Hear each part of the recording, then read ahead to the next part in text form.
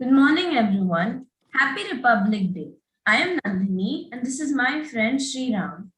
And we are your hosts today for this wonderful event our school has organized. On behalf of Jubilee Hills Public School, I extend a warm welcome to one and all present here. Sriram, did you know that the Republic Day's parade preparations they begin in July of the preceding year? Before their final performance on the 26th of January, the participants have already been trained for 600 hours. Wow, I didn't know that. But why do we celebrate Republic Day in the first place?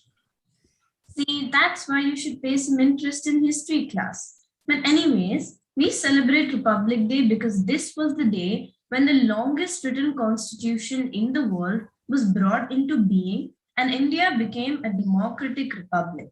The Indian democracy's official odyssey started today in history on January 26, 1950. And why was this day chosen for the start of the Great Era?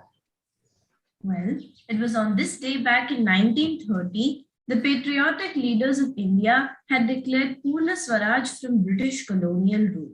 We celebrate Republic Day today to remember our leaders and our constitution.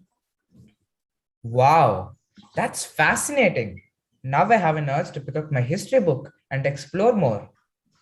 Well, you needn't worry about that because our friends are here today to enlighten us with the amazing performances that they have in store. Before we begin with the performances, I would like to invite Principal Ma'am, Ms. M. Varalakshmi, to address the audience. Thank you, Sriram. Namaste to respected Chairman, Shri A. Murli Mukund, teachers, parents, and my dear students. Freedom in mind, faith in words, pride in our heart, memories in our souls. Let's salute the nation on this 73rd Republic Day. On 26 January 1950, the Constitution of India has come into effect. We live in a democratic country and our constitution gives us the fundamental rights. We should be responsible for our words and actions as responsible citizens. Unity in diversity is a motto, and we all should stand as a united force against conflicts and differences. The need of the hour is to fight against the COVID and Corona and protect ourselves by following the necessary COVID protocols. I also request all the students to be responsible for your own education by leaving aside the careless attitude of not attending your online classes regularly and not switching on the cameras when your gurus are teaching, which is not a part of our Indian culture. We, as teachers, are very concerned about the learning loss in the past 2 years of pandemic period. Therefore, dear students, as Swami Vivekananda rightly said, arise, awake, and stop not until the goal is reached.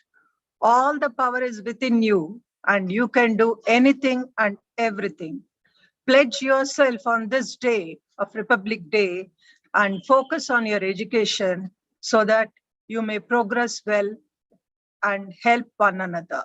Wishing you all a happy Republic Day. Thank you. Thank you, ma'am. We now invite our chairman, Shri A. Murali Mukund, for the virtual unfurling of the flag. Request you to rise for the national anthem.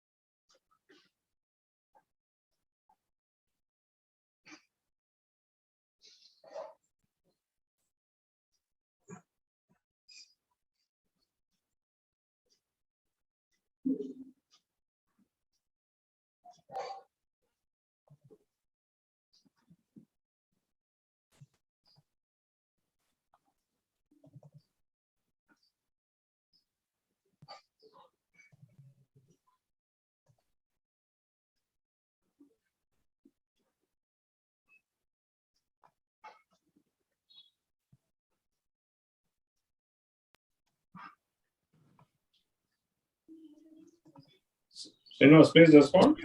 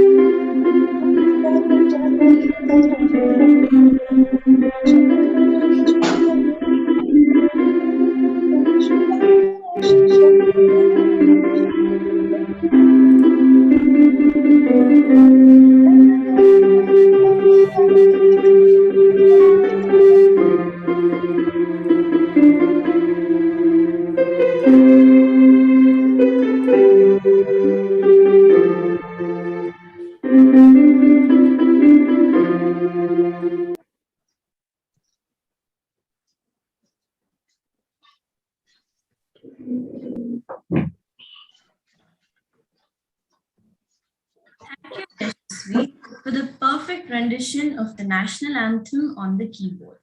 I now request our chairman, sir, to address the audience. Good morning, one and all, and especially to the child who has played the piano so nicely and making the day start with a bright tune. So we're all here on the virtual platform. That is a change. Last 2 years we have seen, and it is inevitable. So now let us review. As usual, I think Wednesday on every day is a busy day for all of us. Only in Republic Day, Independence Day, at least on these days we have to review why exactly these days are being celebrated. So many people must be thinking why we got independence in 1947. So why the Republic Day has come 3 years later? So these 3 years, as one of the company was telling, they took a long time to write such a long constitution, a big constitution of the world, I think, by understanding and reviewing and copying from different constitutions of the world. So they made a constitution for India. That means the rules and regulations, how to govern the country. So these are basically rules and regulations, which we call as constitution. So these rules and regulations have been formed in 1950. Then we said, okay, now we are own. Earlier we were following the earlier rules. Now we made our own rules, keeping in mind the requirement of the country and the demography of the country. Now are we doing good after writing a constitution and implementing it? We have to pose questions to ourselves, because sometimes you have to do that. Otherwise, everything is fine. You are just fooling yourself and fooling everybody. Are we doing good? Did the situation improve after getting your independence and after declaring the republic? Then do you take pride in our nation? That's very important. To take pride. I'm Indian. I'm so and so. I'm proud of my heritage. I'm proud of my nation. I'm proud of my country. Pride. That's very important. Do you take pride? I think we always say, I bought an imported car, Hyundai car or Tata car or Range Rover car or something like that. So we take pride in showing foreign things. We take pride in going to foreign places. We don't explore our own country, our own people, our own community. So that nation feeling somewhere is missing. There are so many reasons. So all these Republic Days, every day we are doing as a formality, as a ritual. So why it has come? Because after so many years, 73 years of Republic being announced, we have a lot of resources and we got freedom in our hand. But one thing what I observed, personal observed, is exploitation by our own people. Okay, British exploited, there's the outsiders, they wanted the money, they wanted our richness. So they exploited, that is fine. But we are now being exploited by our own country people and not allowing things to happen the way they should have happened. And the people who are governing, is their quality, their qualification. So when people who are governing are bad, so they said the constitution. So even if you write a very good constitution, very nice constitution, very meaningful constitution, but if the people who are going to govern and implement are not good or wrong, I can't say bad because politicians will come after me. If they're wrong and bad people, wrong and not correct people, your constitution is a waste. If even the constitution is written badly and the people are good who are governing, things would have been better. So constitution, it has gone sideline. There's no balanced growth also in the people. Extreme riches. Somebody is very rich, somebody is very poor. So the meaning of constitution, nobody, I think, how many of us know really the rights, duties, and responsibilities? You can put all the parents, children, you put a hand on your heart and say how many of you really know and really are we implementing? We're just going with the tide. So you have to be careful. So discipline is missing in our country because the nation feeling is not there, because discipline is not there on the top. So why the talent is going to other countries? Why it is not, we take pride in saying that Satyanadala is our man, Pichai is our man, but where are they? They have gone to other countries. They're not staying in India. They're not taking pride in India. So once they're gone there, you say that they are our people. That is not the thing. You should have people develop India and be in India and then say, yes, India is a major country. So education, I think the challenges for us are, one is population, poverty, and education. So these three things, somehow they are not being developed intentionally or unintentionally. The people governing, they're making sure that these things don't happen. Because if once that happen, nobody will elect them. So they're creating divide. Okay, British create divided, but these people are creating more division among the people. Caste-wise, religion-wise, language-wise. You're instead of uniting the country, you're dividing day by day. Every day, so many new states are formed. New problems are there. Everybody wants power. So, education, see, what in my life I've seen, education is not the only thing. Just because I'm educated, for the people are governing, there's no qualification, no education is required. So what is required, I see, what presently is connections, corruption, nepotism. Your education really does not have meaning. So these are all, okay, things which we have to review, but we have to be more positive in outlook. We have to set a challenge for the younger generation. The school children from JHP, somebody can become a good leader and being a good govern the country nice. So the goal should be, we should be one of the superpower, one of the leading economically powerful country. So where happiness index is high, happiness should be there. So that is very, very essential. So the action plan is for this is politics.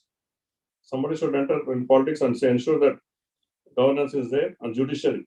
Judiciary is also, lot of issues are in judiciary. Unless the judiciary, if the judiciary was strong, prompt, and correct, things would have not in this shape.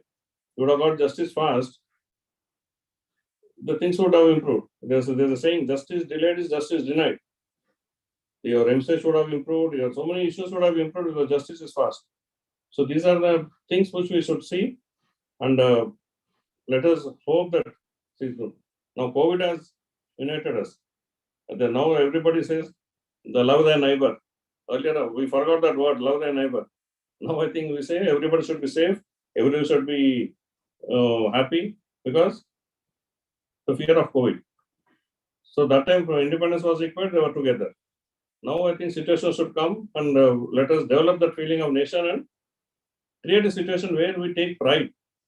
That's what I say. Let us look for pride in our nation, our country, and let us hope some of our JSP children will come to that stage and be in the judiciary, be in the politics, and politics particularly, so that the right leaders are there. The quality of leaders will improve. So happy Republic Day. Thanks everyone for giving an opportunity to talk to you, connect to you after a long time. Thank you. Thank you, sir, for the stimulating and influential speech. We promise to take pride in being an Indian and contribute towards the well-being of our nation. Thank you. Songs always help people relax and be happy. Patriotic songs encourage us to do something good for our country. It brings a sense of fulfillment and responsibility towards our country. In short, it gives us a feeling to cherish our motherland and feel proud of it. We now have Aishani, Amruta, and Lashna from the middle school who will express their patriotism through a melodious song. భరతమాతకు వందనం నా జన్మభూమికి వందనం విశ్వవంతా వెలుగు నింపే వేద భూమికి వందనం భరతమాతకు వందనం నా జన్మభూమికి వందనం విశ్వవంతా వెలుగు నింపే వేద భూమికి వందనం వందనం అభివందనం ఓ భరతమాతా వందనం వందనం సుమచందనం నా జన్మభూమికి వందనం అమరవీరుల త్యాగ నిరతితో పరవశించిన పుణ్యభూమి అమరవీరుల త్యాగ నిరతితో పరవశించిన పుణ్యభూమి ఘన చరిత్రను నాలుగు దిశల చాటి చెప్పిన ధన్యభూమి ఘన చరిత్రను నాలుగు దిశల చాటి చెప్పిన ధన్యభూమి చాటి చెప్పిన ధన్యభూమి భరతమాతకు వందనం నా జన్మభూమికి వందనం విశ్వమంతా వెలుగు నింపే వేద భూమికి వందనం వేద భూమికి వందనం వందనం అభివందనం ఓ భరతమాత వందనం వందనం సుమచందనం నా జన్మభూమికి వందనం పాడి పంటల పచ్చదనముతో పరిడవిల్లే పసిడి భూమి పాడి పంటల పచ్చదనముతో పరిడవిల్లే పసిడి భూమి జ్ఞాన సుధతో ముజ్జగమ్ముల ప్రజ్వలించే తపోభూమి జ్ఞాన సుధతో ముజ్జగమ్ముల ప్రజ్వలించే తపోభూమి ప్రజ్వలించే తపోభూమి భరతమాతకు వందనం నా జన్మభూమికి వందనం విశ్వమంతా వెలుగు నింపే వేద భూమికి వందనం వేద భూమికి వందనం వందనం అభివందనం ఓ భరతమాతా వందనం వందనం సుమచందనం నా జన్మభూమికి వందనం వందనం అభివందనం ఓ భరతమాతా వందనం వందనం సుమచందనం నా జన్మభూమికి వందనం thank you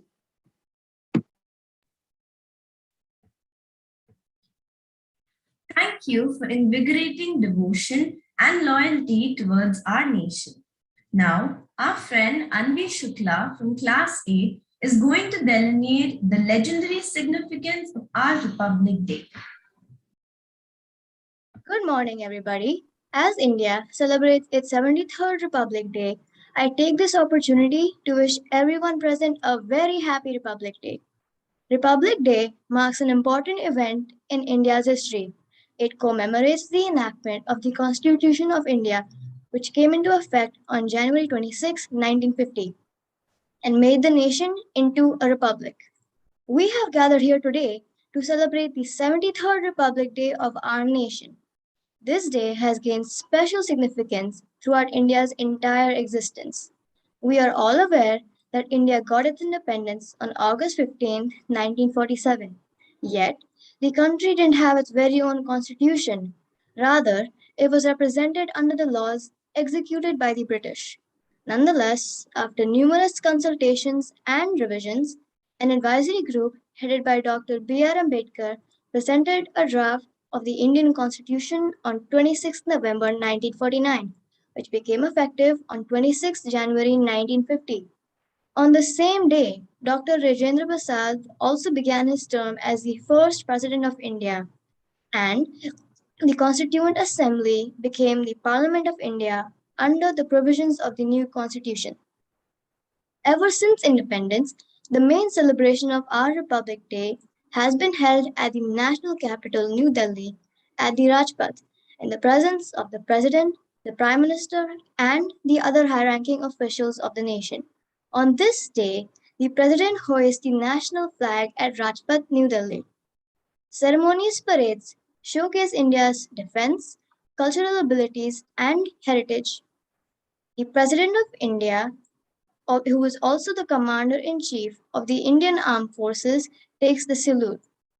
On this Republic Day, I hope that no matter who we are, rich or poor, a powerful politician or a regular citizen, we continue to respect these basic principles and values given to us by our amazing Constitution, so that as we move forward and continue to build this nation, we do not leave behind the foundation on which our country is built.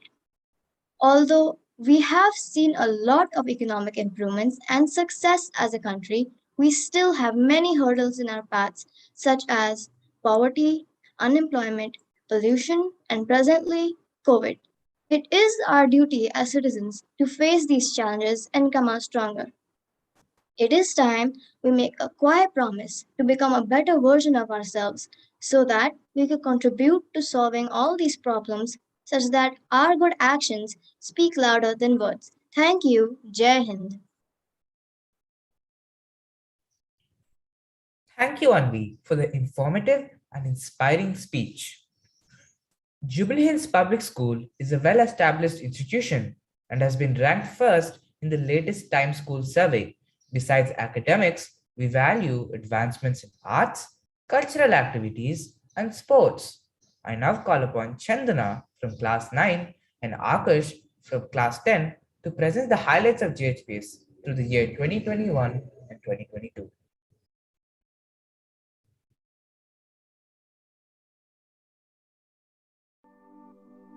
A very good morning to one and all present here. Today, it's a very special day for all of us. So, I would like to wish you all a very happy Republic Day.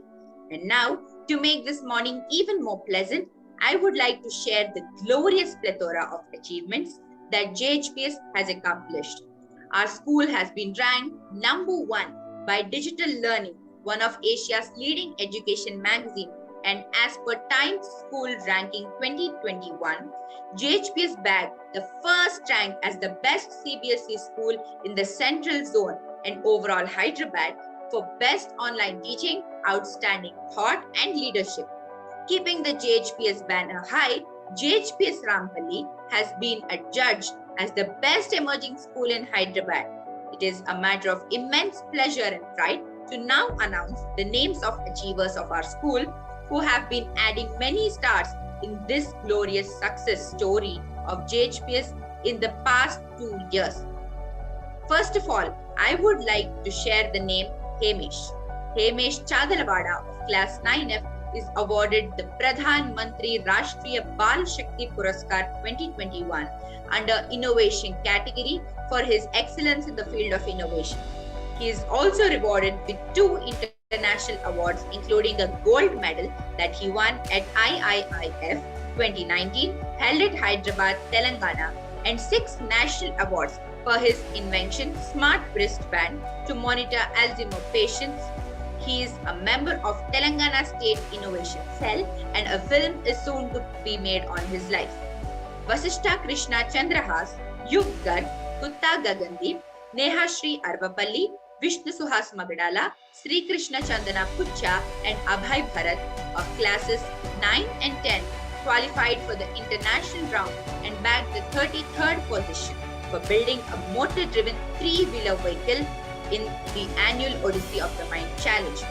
Sai Chitrej of class 9 won a cash prize of rupees 10,000 from Inspire Manak Awards for the write-up on the project Smart Cable Flow. Arya Jenny and Vinayak Bharadwaj of Class 9D bagged first prize in zonal and state level quiz competition Bharat Bojano conducted by Bharat Vikas Parishad and were selected for South India level. Jenny Arya secured first position at South India level and got selected for national level, which is going to happen soon in Kanpur.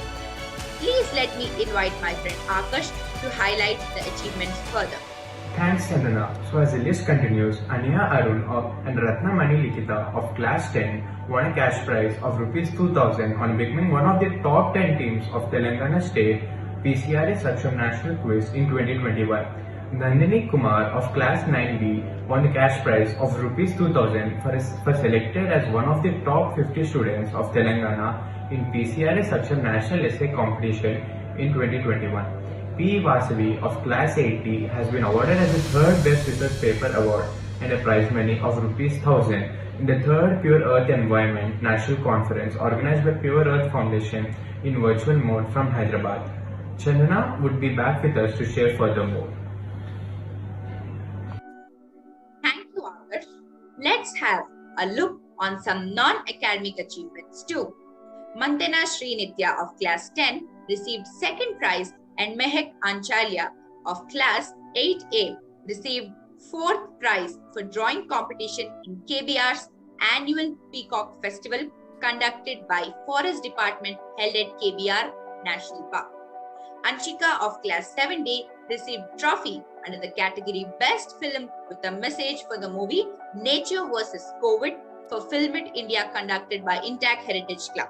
Rishita Namala of Class 7C received Best Green Film Trophy under the category Best Overall Green Film for the movie My Kitchen Garden for Film It India conducted by Intact Heritage Club. Dhanashuban of Class 7G received trophy under the category Best Visuals for the movie Feeding Dogs for Film It India conducted by Intact Heritage Club. Geetika of Class 10E won bronze medal in Ocelot Virtual Cup organized by Mexico International. Gold medal in first APTA Online National Taekwondo Pumse Championship organized by Taekwondo Sport Association, Maharashtra.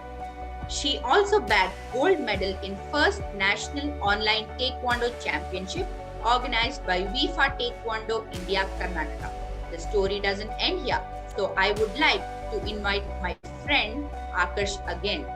And now, please allow us to give you a tour of a creative gallery where JHPNs have been performing, enjoying and exploring their innovative ideas and skills. Let's have a look.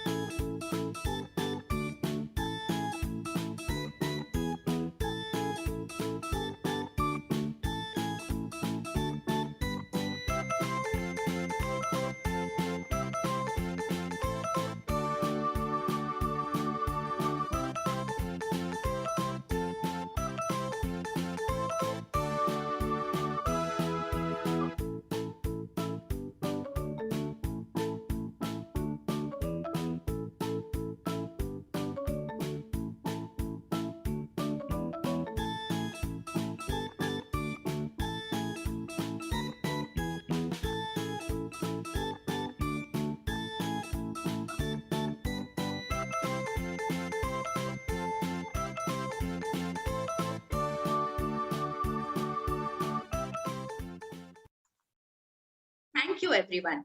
Jai Hind. Thanks for being with us. Jai Hind.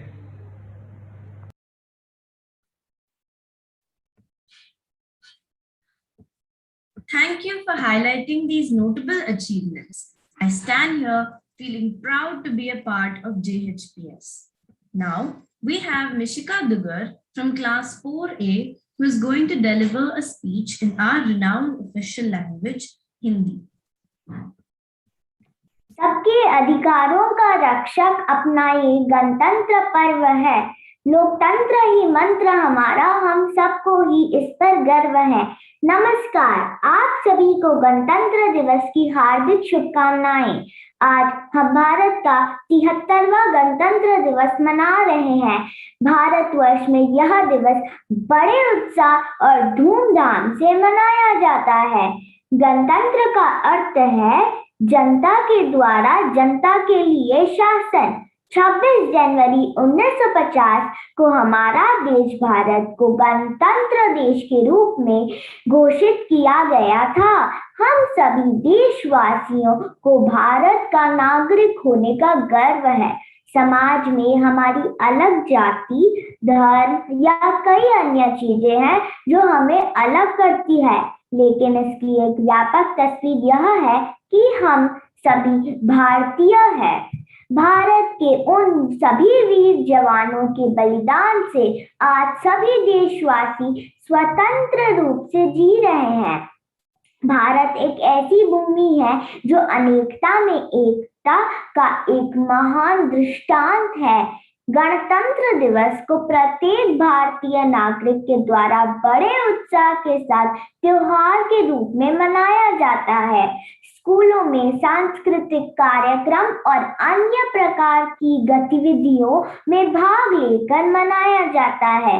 Parade में सेना द्वारा दिखाए जाने वाले हथियार और उपकरण हमारे आर्म फोर्स की शक्ति को भी गणतंत्र दिवस के उपलक्ष्य में दर्शाया जाता है।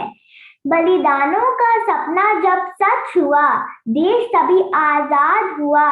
आज सलाम करें उन वीरों को जिनकी शहादत से भारत गणतंत्र हुआ। जय Hind. Thank you, Mishika, for those beautiful words. While we're celebrating our 73rd Republic Day today, there are certain unkept promises since India's independence. The students of class 9 and 10 are here for a panel discussion on the topic Promises Unfulfilled. So let's hear them out.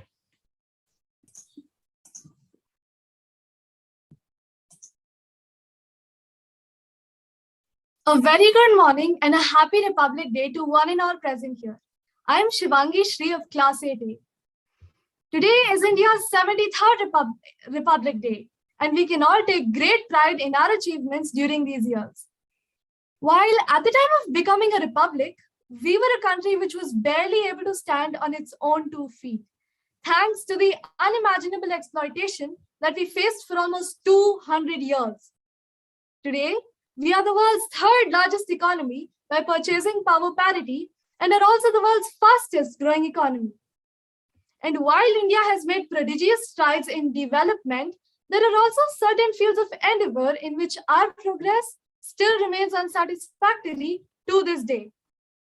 And so, on the occasion of our 73rd Republic Day, we must think back to those unfulfilled promises made not just by the government of our country, but by the people of the country at the time of attaining their hard-fought independence. One of the most important oaths that we had taken was to end ignorance and inequality of opportunity in our country. But to what extent have we really been able to fulfill this promise? And another major challenge today remains the reign of terror of diseases such as malaria, tuberculosis, and diarrhea, which still kill millions of people in our country today. Finally, while the Green Revolution has made us capable of producing enough food grains for the entire population, have we effectively implemented a system that allows the people who really require this food easy access to it? Now, to further deliberate over these topics, we have Devang Rastogi of 10D, Aditya Patnaik of 10G, and Jenny Arya of class 9D having a panel discussion on promises unfulfilled. A very good morning to one and all present here. I'm Devang Rastogi of Class 10D, here to speak on Promises Unfulfilled. Today, India faces a multitude of challenges, ranging from discrimination to mass poverty to mass hunger.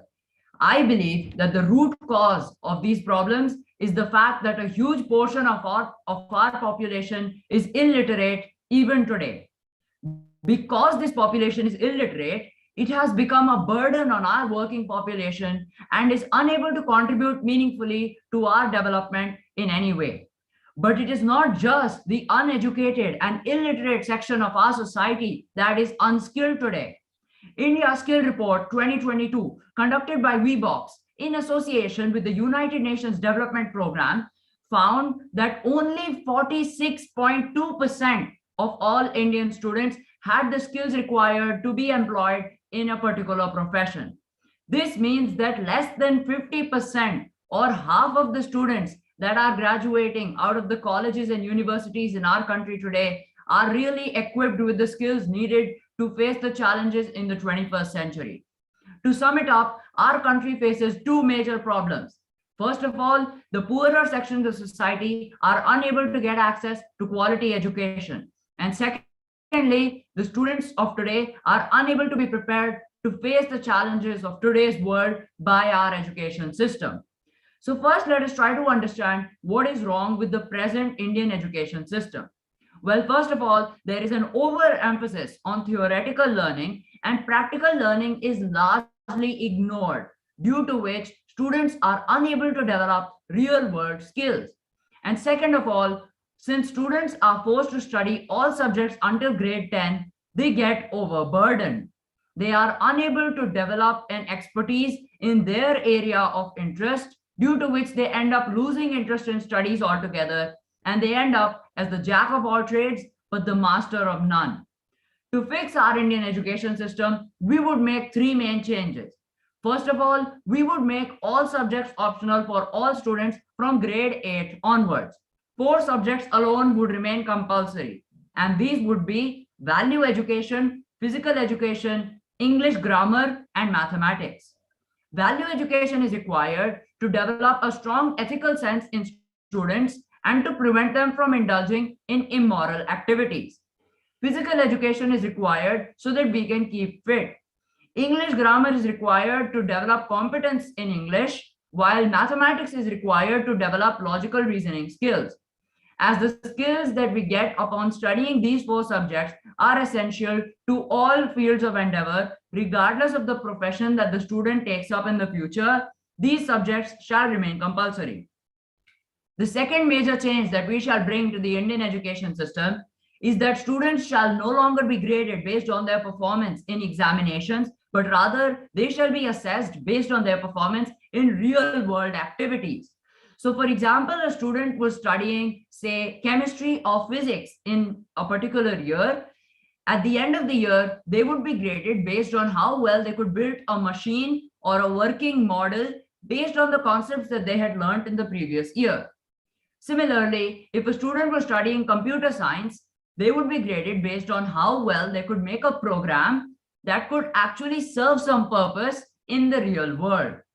The third and the most important change that we would make is that not only would we let students choose which subjects they wanted to study, we would also let them choose which topics they wanted to study under that subject and which resources and material they would use to study those topics. Rather than restricting students to a particular prescribed textbook, we would allow them to explore on the internet and really research about the topics that they were interested in, so that they could get the most out of their learning.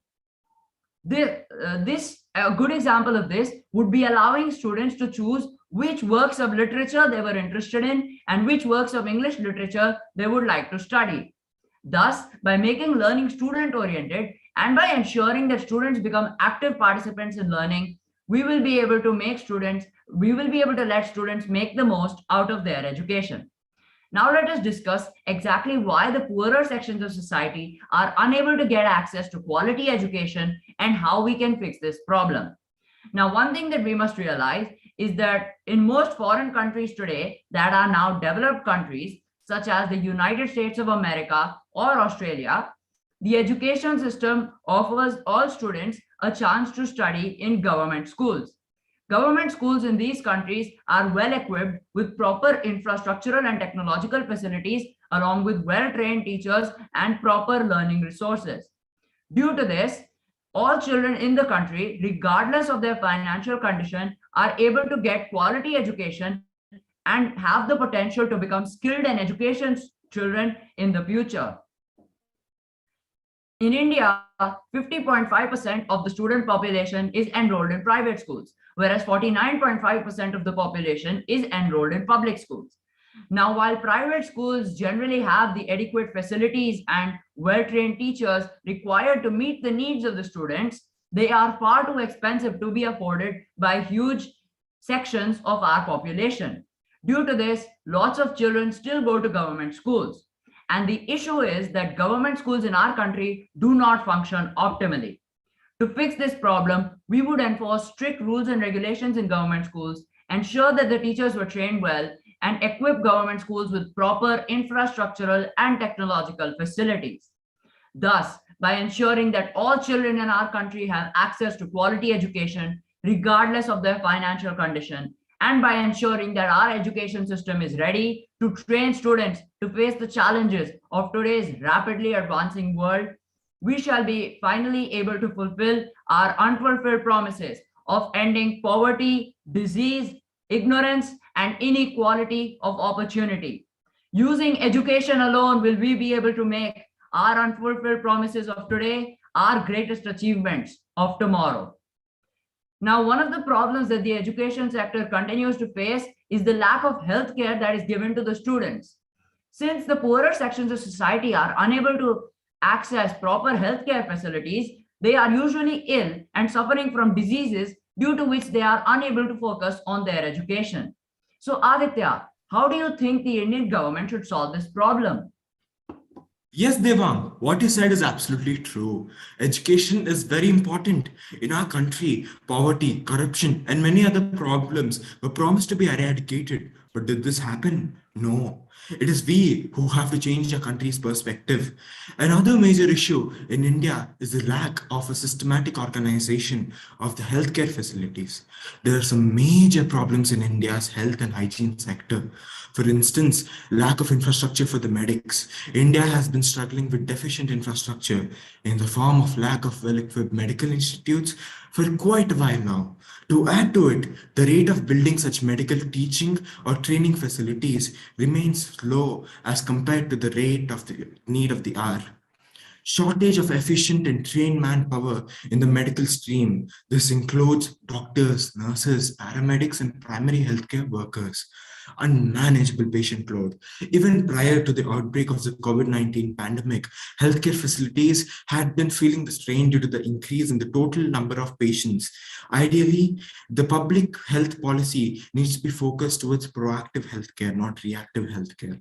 While public hospitals offer free health services, these facilities are usually understaffed, poorly equipped, and located mainly in urban areas.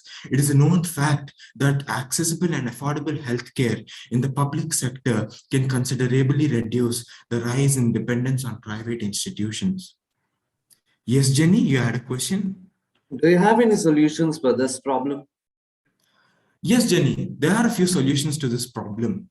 Quantum increase in budget allocations, rebuilding trust between doctors and patients, reclaiming peace and harmony, making workplaces safe, a stronger push against tuberculosis, primary healthcare centers regain the primacy. Women and girls are able to access care whenever they need. These are the points that can be assessed in order to resolve the healthcare issues in India. A major role in this is played by us, the common citizens of our nation. Our country is a democracy. It is our right and responsibility to participate in our country's welfare. And for that, all of us need to be educated. If we delve deeper, many of the medical issues spring from poor nourishment. Now, another point.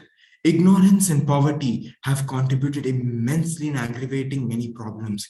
In the Indian agricultural sector, for instance, uncertainty in water supply, bleak income, lack of technical know-how to ease the farming methods, fragmentation of land holdings, and excessive exploitation at the hands of middlemen trigger many a farmer to give up hope.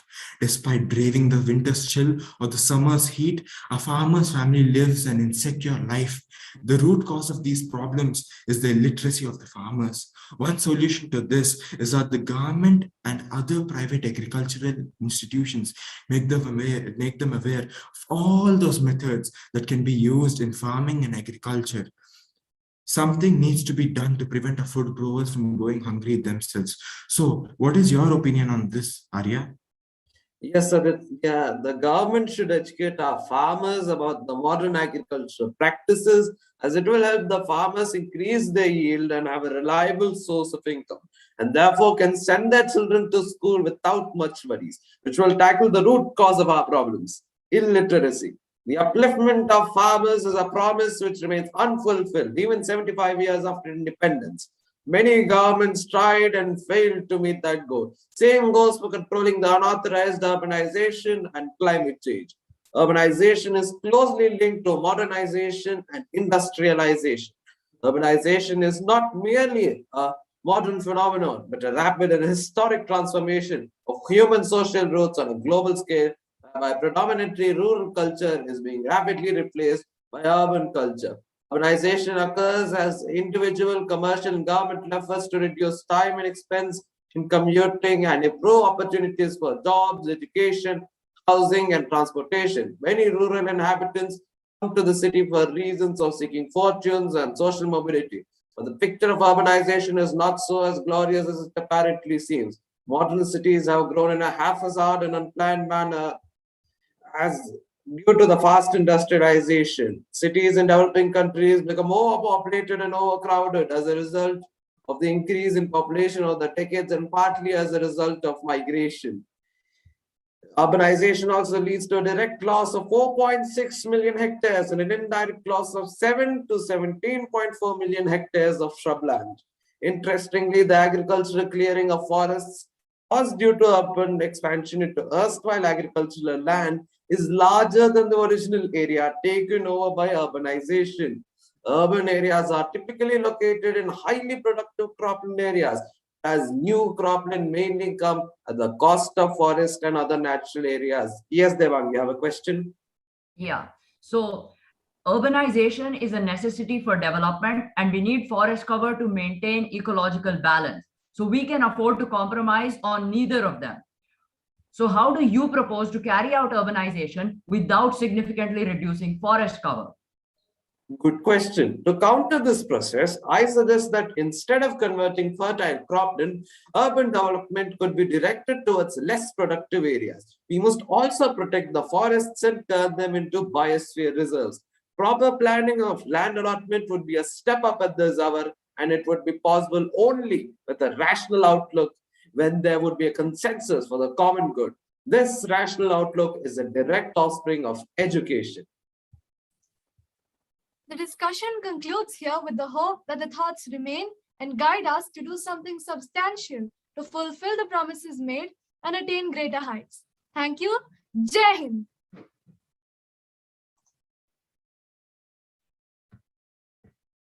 That was a very thought-provoking and interesting discussion. Let's work together to ensure education to all and thus become the world's largest economy, surpassing the US, Japan, and Germany.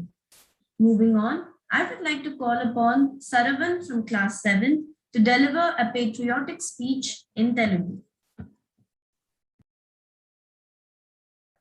అందరికీ నమస్కారం. అందరికీ గణతంత్ర దినోత్సవ శుభాకాంక్షలు. 1950 జనవరి 26 మన రాజ్యాంగం అమల్లోకి వచ్చిన రోజు. ఈ రోజును మనం ప్రతి సంవత్సరం గణతంత్ర దినోత్సవంగా జరుపుకుంటున్నాము. ఈ సందర్భంగా మన గణతంత్ర దినోత్సవ ఘనత చిన్ని కవితలు.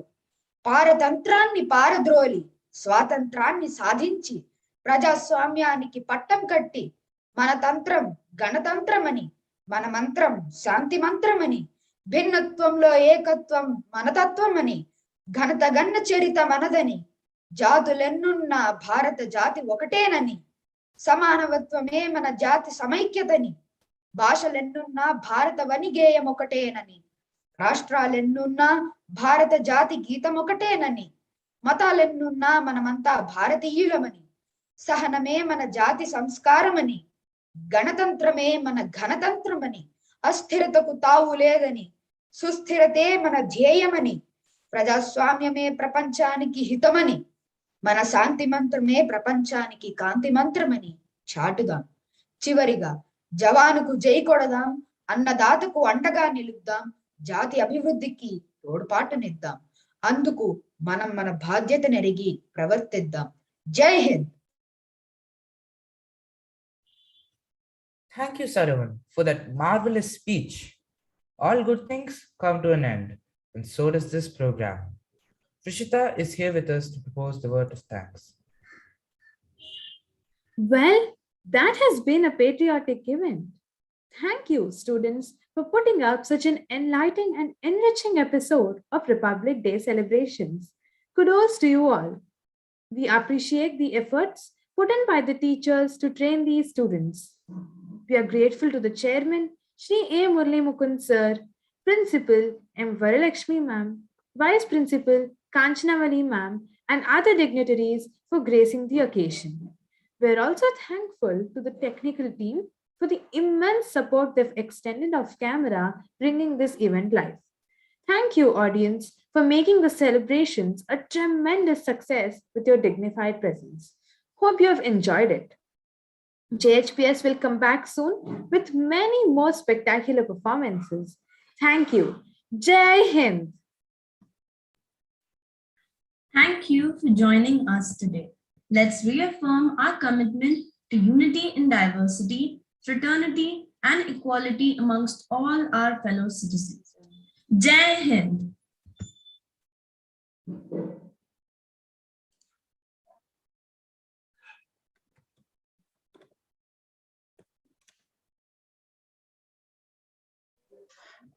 Principal ma'am, Kanchana ma'am, shall I end the meeting, ma'am? Yes, sir. Okay, ma'am. Srinivas sir. It was a good job. Congratulations, everybody.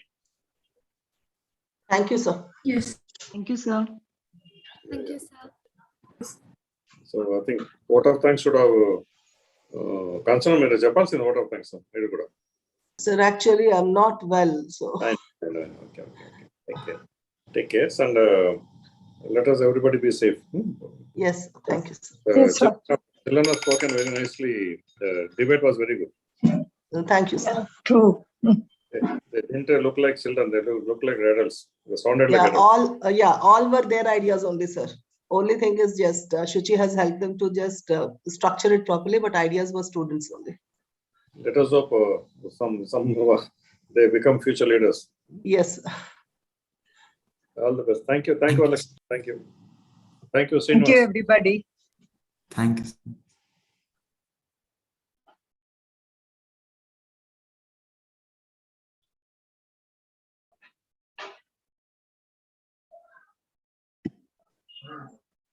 Madam, I'm ending the meeting, ma'am. Yes, Sudhir. Okay, ma'am. Thank you.